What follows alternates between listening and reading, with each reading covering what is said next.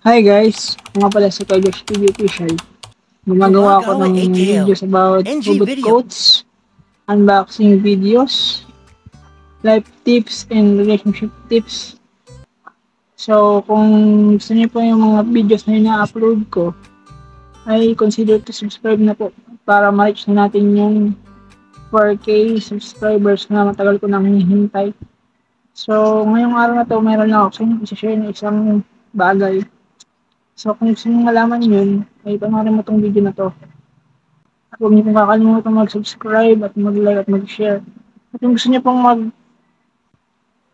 mag-member sa akin for only 25 pesos, okay na po sa akin yung 25 pesos na membership.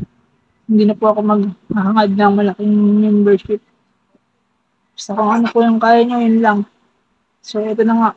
Share ko na nga sa inyo yung isang bagay na gusto kong share matagal na.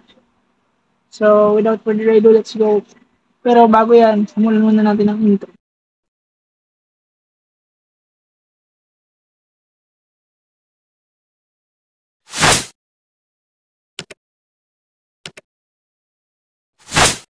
Ang saklap, no? Yung magmamahal ka na nga lang. Pero, dun pa sa taong may minamahal na iba. Dun pa sa taong imposibleng mahalin ka pabalik. Hindi naman kasi natin sila mapipilit eh. Pipiliin tayo. Choice nila kung sino yung gusto nilang makasama habang buhay. Kung kaya mong mahalin siya kahit sa tahimik na paraan, gawin mo. Pero kung pipilitin mo siyang mahalin ka, siguro 50-50 yun. Imposible na mahalin ka niyo pabalik eh. Nasa pagkakaga yun. Kasi hindi naman lahat ng babae o ng tao ay tumitingin sa physical na kanya ng isang tao. Naniniwala ako na mayroon pa rin isang tao na sa umpisa ayaw sa'yo pero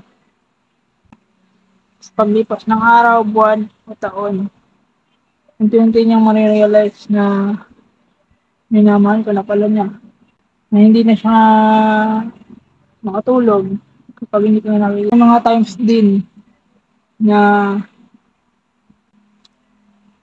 kahit anong pilit natin sa isang tao na gusto nating makasama, hindi talaga sila nagiging para sa atin sa maraming dahilan. Pwedeng sa isang pitik pa lang o sa isang try pa lang, sumuko ka na kagad. Aminin ko, ganun ako eh. Ganun akong klaseng tao. Every time na nalayuan ako, hindi ko na kinukulit o humihinto na ako. Kasi ayaw kong umasa sa wala. O ayaw kong umasa na mamahalin niya rin ako pabalik. Kahit na ang ialay ko pa sa kanya ay wagas at tapat ng pagmamahal. Hindi kasi natin sila mapipilit na mag-stay sa atin. Lalo na kung nakatagpo sila ng much better sa atin. Kung kayang ibigay yung mga bagay na hinahangad nila. Yung tutulungan sila mag-grow. Diba kasi sa'yo, siya lang yung tumutulong na mag-grow ka. Pero siya, hindi mo siya natutulungan mag-grow. Unfair yun, di ba? Pero kung ano pa man, ang sitwasyon na kinalalagyan mo, kung tanggap at mahal ka ng isang tao, kahit ano ka pa, kahit sino ka pa, hindi yan naalis at hindi yan mababago sa'yo. Hindi naman porket nagdalaylo siya, umiiwas siya, eh galit na siya sa'yo. Malay mo, naghihintay siya ng tamang pagkakataon. Hindi naman kasi lahat ng pag-iwas ay sign ng pagbasted o kung ano pa man. Umiiwas siya kasi tinitingnan niya kung anong attitude ang meron ka. Tinitingnan niya kung hanggang saan kung kaya mong gawin para sa kanya. Yung kahit hindi siya magparamdam, tinitingnan niya kung mananatili ka pa rin. Sabi niya, yung kahit wala siyang ginagawa, tinitingnan niya kung nandiyan ka pa rin, hindi siya iiwan. Kasi possible na ganun. Pero, since na kinulit mo siya, may tendency tuluyan na siyang lumayo at hindi na magparamdam sa'yo. Mas masakit yun, hindi ba? Na yung taong laging nandiyan para sa'yo, bigla na lang naglaho at nawala. Dahil, nagawa mo. Matuto ka rin kasing dumistansya minsan. Hindi yung palagi na lang ipaparamdam mo na nandiyan ka palagi. Hindi yung palagi na lang on the way ka. Hindi ka niya nahanap. Hindi naman masama na hindi ka magparamdam sa kanya. Mas okay pa nga yun eh.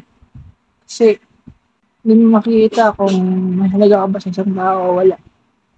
Once na hindi ka na magparamdam, o hindi ka magparamdam ng kahit ilang araw, buwan, days and months, kung umabot ka sa puntang gano'n na nakalitan siya sa'yo, siguro aabutin 'to ng mga ilang araw o ilang buwan bago ka na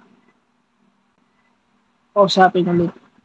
Pero may tendency or possible na hindi ka na talaga niya kausapin dahil nga nakita niya na yung kung ano yung attitude na meron ka.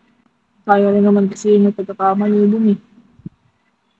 Kung hindi natin siya kinulit, kung hindi natin siya pinagtag ng kung ano ng chat, siguro nandiyan pa rin siya at hindi siya tuluyang lalayo sa'yo. That's the reality, bro. Ganyan talaga ang buhay. Sabi nga sa isang kasabihan, kung may mawala man, yun ang bagong darating. At sa darating na yun, huwag mo na sanang gawin yung ginawa mo sa iba. Hindi sila tuluyang umaalis at lumalayo sa'yo. Kumbaga, okay lang na iparamdam mo na nandyan ka para sa kanila. Pero natuto ka rin minsang hindi magparamdam para makita mo kung na-appreciate ba nila yung ginagawa mo para sa kanila. Sa buhay kasi hindi naman palaging kailangan nandyan ka sa tabi nila para nandyan ka palagi. O totoong nandyan ka palagi para sa kanila. Nahanda mo silang damayan. Na-appreciate pa din nila yung kahit paminsanan lang. Pero solid talaga. Kasi doon nila nakikita kung anong klaseng tao ka. Kaysa naman yung palagi ka nandyan.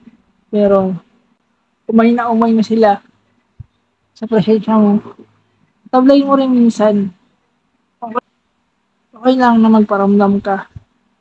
Pero huwag mo naman sagarin na araw-araw, halos araw-araw na lang, nandyan ka na lang, hindi ka na umalis. Yung obligasyon mo para sa sarili mo, hindi mo na nagagawa. Try to balance, di ba?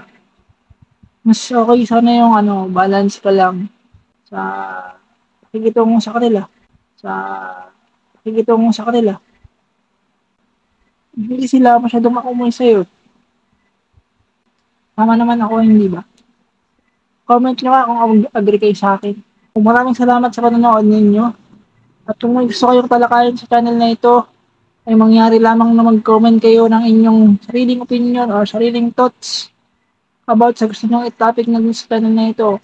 Ako po ang inyong hagutero ng YT, si Kuya Josh TV Official. Nagpapaalam.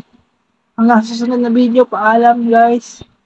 Huwag niyo po kakalimutan mag-subscribe, mag-like at mag-share. Maraming salamat.